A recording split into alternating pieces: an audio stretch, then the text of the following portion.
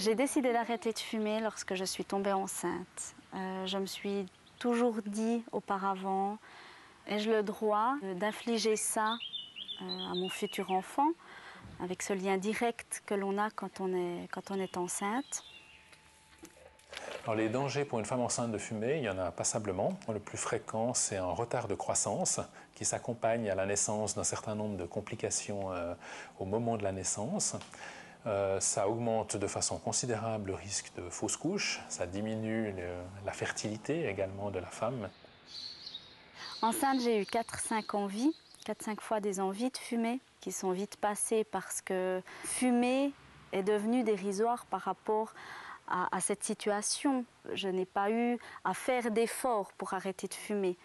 Dans ma tête, c'était très clair. Je savais qu'enceinte, je ne fumerais pas.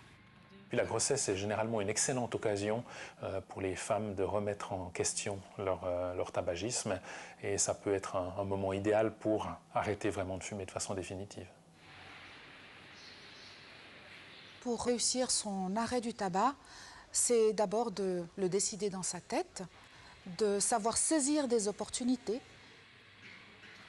Un jour est venu où c'était un dimanche, en début d'après-midi, j'avais plus de cigarettes. Ça s'annonçait très compliqué pour me refournir un paquet de cigarettes, j'avais pas d'argent, j'allais devoir trouver un Bocomat, j'étais pas chez moi, j'avais pas de moyen de transport, bref, c'était très compliqué.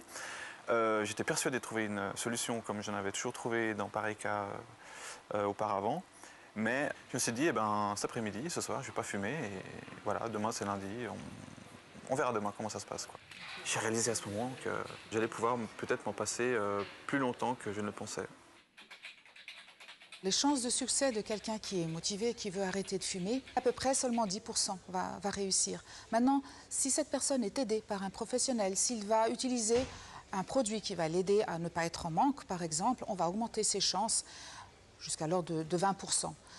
C'est des proportions modestes, mais il faut penser qu'en général, on s'y prend à 3-4 fois avant que ça soit l'arrêt définitif. Je préférais ne rien dire à personne. J'ai commencé à fumer sans rien dire à personne, je suis arrêté sans rien dire à personne. Ça mettait vraiment une pression en moins.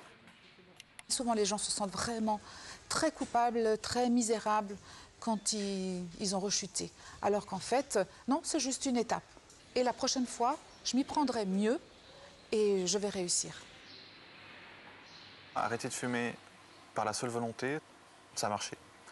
Et j'en suis très content et surtout fier, voilà, parce que c'était ça le but.